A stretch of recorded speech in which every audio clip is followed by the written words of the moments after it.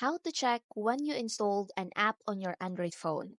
The method I'll show you works on many Android devices, but keep in mind that the exact steps might vary slightly depending on your phone's manufacturer and Android version. Let's say you want to know when you installed Discord. First, find the app icon. Now, long press on the app icon, just hold your finger down on it. Select App Info.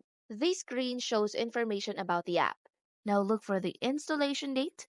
The exact location of this information might differ slightly depending on your phone. On some devices, you'll find it prominently displayed. On others, you might need to scroll down a bit. Look for something like installation date or installed.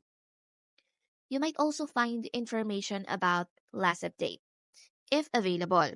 That's it. Checking your app installation dates is usually straightforward, though the exact location of this information can vary across different Android versions and device brands. If you can find it, searching your phone settings for installed apps or app information might help.